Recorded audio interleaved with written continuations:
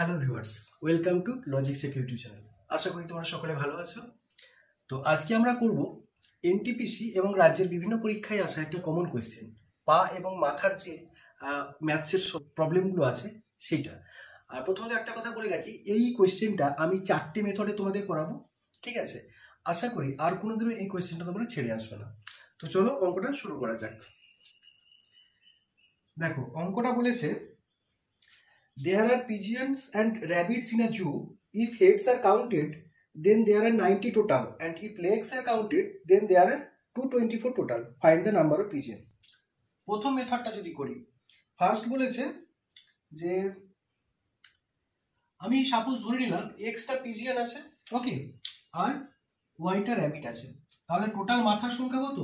90, ওকে।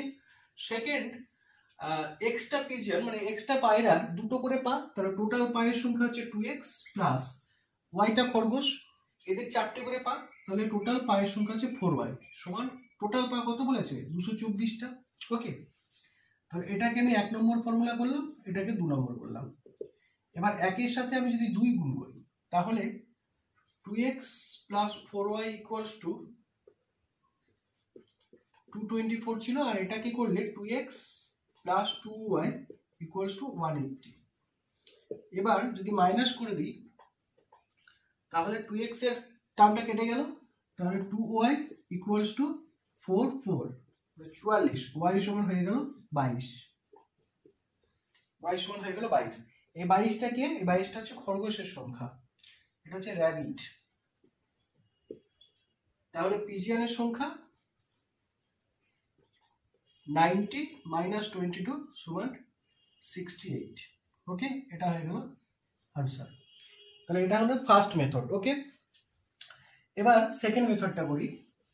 Second মেথডটার জন্য একটা formula আছে, এটা মনে রাখতে হবে, L মাইনাস 2h বাই 2, ঠিক আছে।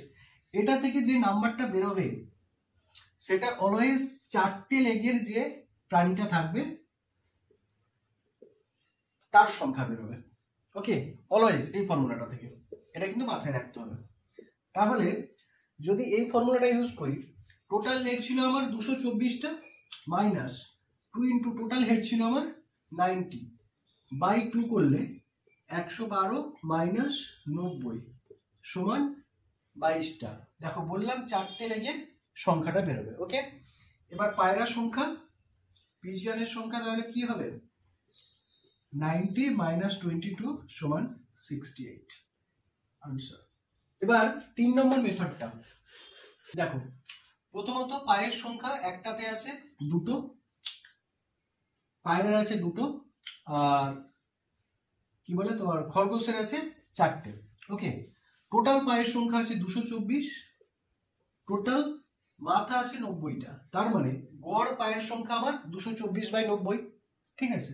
এবার কি করব? অ্যালিগেশন করব। অ্যালিগেশন করার জন্য প্রথমত ফ্র্যাকশনটাকে আমি প্রকৃত মানে নিয়ে যাব। তার জন্য আমি কি করব? 90 দিয়ে সবাইকে গুণ করে দেবো। 90 দিয়ে যদি সবাইকে গুণ করি, তাহলে কত আসবে? এটা আসবে 180, এটা আসবে 360, আর এটা হচ্ছে 224। তাহলে এটা কত হচ্ছে? 6 4 10, 2 1 3, 3 6 1, আর এটা 4 8 4 12 44। এবার যদি 2 দিয়ে কাটি, তাহলে আসবে তোমার 6 দুগুণে 12 আর 2 গুণে 16 = 22, ঠিক আছে।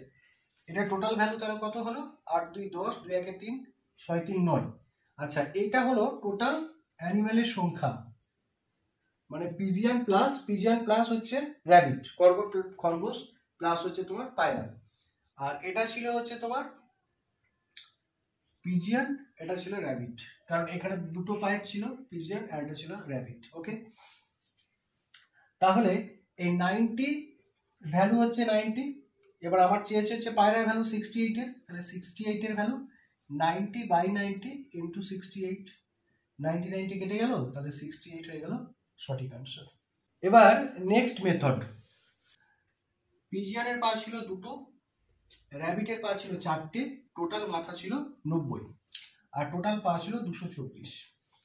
যদি আমি ধরে নিই যে টোটাল পা, দুজনেরই পা ছিল দুটো করে, ঠিক আছে, তাহলে টোটাল মাথার সংখ্যা কত, এই টোটাল পায়ের সংখ্যা কত হবে?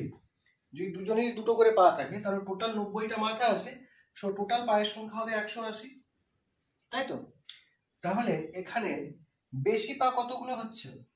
বেশি পা হচ্ছে দেখো 4টে, আর 8 4 12টা, 44টা বেশি পা হচ্ছে। এই যে বেশি পা হচ্ছে এটা কিসের জন্য? এইখানে দুটো পা বেশি হচ্ছে বলে। তাহলে 2 এর ভ্যালু হচ্ছে 44, ওকে, 1 এর ভ্যালু তাহলে 22। এই 22টা কি হয়ে গেল? র্যাবিটের সংখ্যা। তাহলে পিজিয়ন এর সংখ্যা হবে 90 - 22, 68। তো আশা করি এই 4টে মেথড জেনে থাকলে আর কোনোদিনও তোমাদের এই পা এবং মাথা দিয়ে যে প্রবলেমগুলো থাকবে, যে অঙ্কগুলো থাকবে, সেগুলো করতে কোনো সমস্যা হবে না।